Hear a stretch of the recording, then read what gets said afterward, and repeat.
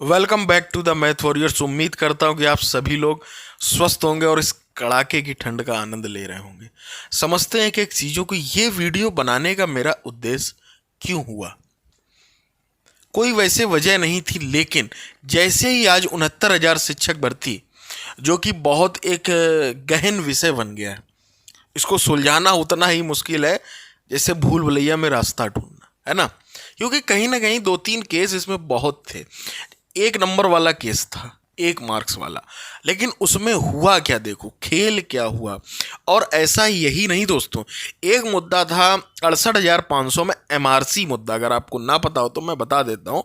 मैं इन सारी चीज़ों से अपडेटेड रहता हूँ हमेशा, इसलिए हमेशा आपसे कहता हूँ कि मैथ वॉरियर्स से जो लोग नहीं जुड़े हैं तुरंत सब्सक्राइब करो, लाइक करो, शेयर करो, बेल आइकन भी दबा लो और टेलीग्राम भी जरूर ज्वाइन करो, डिस्क्रिप्शन में लिंक होगा।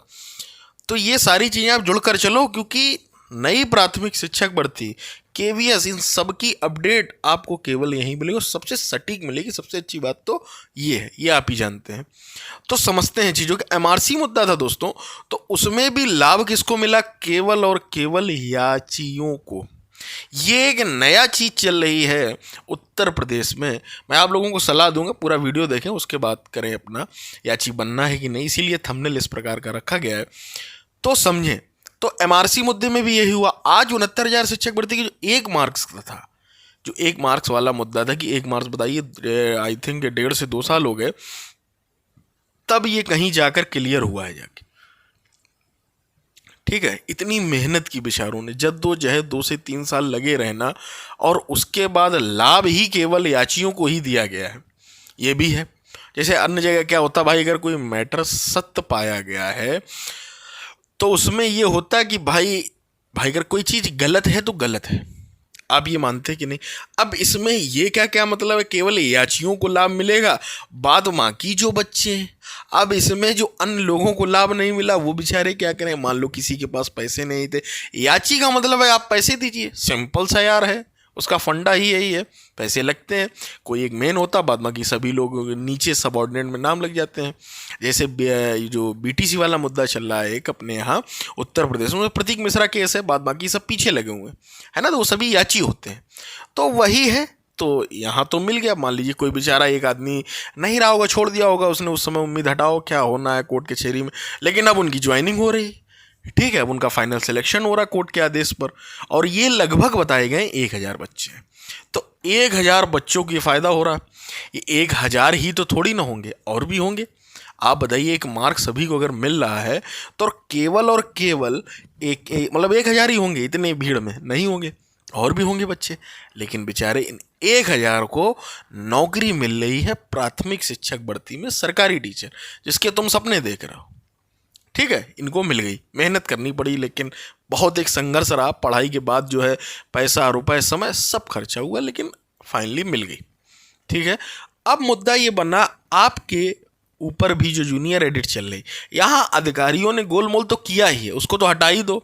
वर्दी तो पहले अधिकारियों ने ही गोलमोल खा डाली, अब कोर्ट कचहरी में फंसा। एक केस आपका दोस्तों चल रहा मैनेजमेंट का, ठीक है, वो तो मैनेजमेंट वाले लगाए, वो लगाए सरकार के ऊपर, ठीक है, उससे आपका कोई संबंध नहीं, वो सरकार से चल रहा है।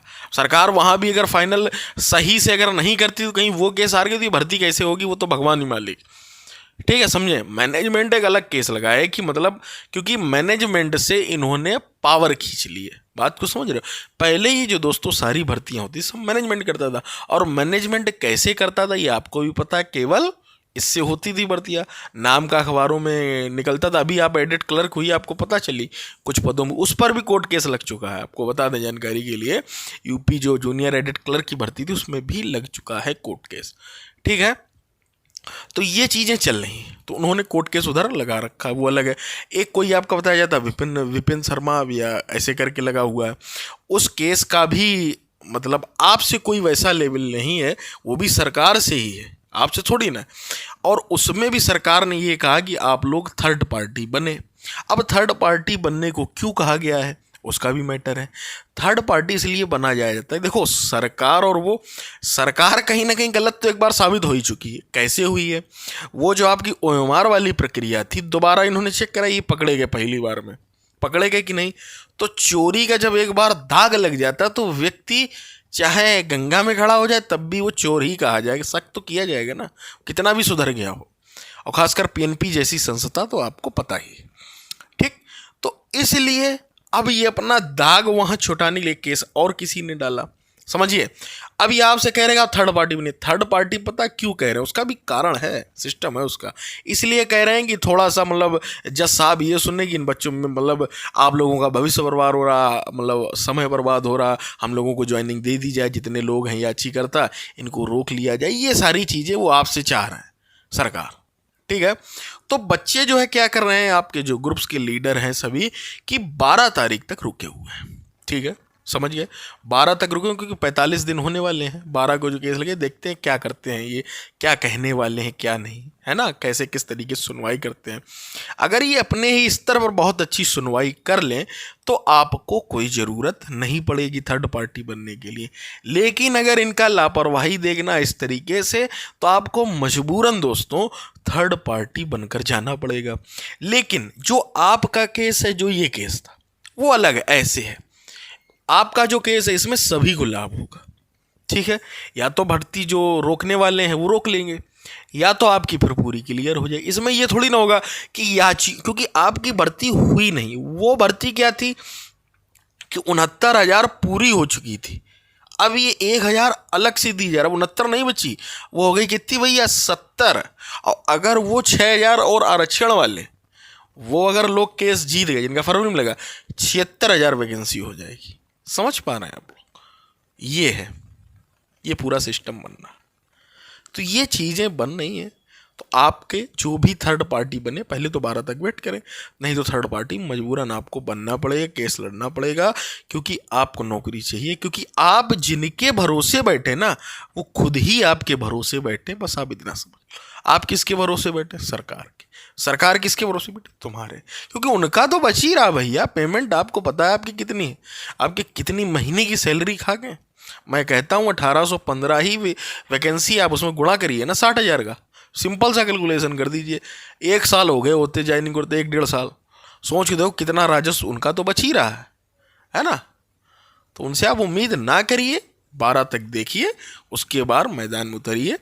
अगर केस लड़ने में अच्छा वकील खड़ा करिए, करना पड़ेगा भैया, मजबूरी है, साम दाम दंड भेद कलयुग है, चलाना पड़ेगा। और मैथ वॉरियर से जरूर जुड़ जाएं। मिलते अगली वीडियो में, गुड नाइट, टेक केयर।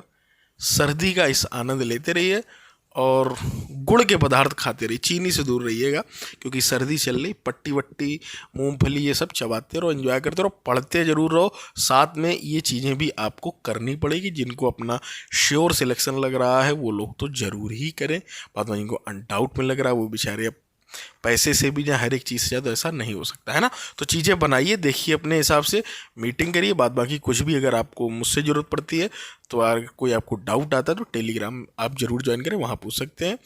मिलते हैं अगली वीडियो में, till then take care, bye bye.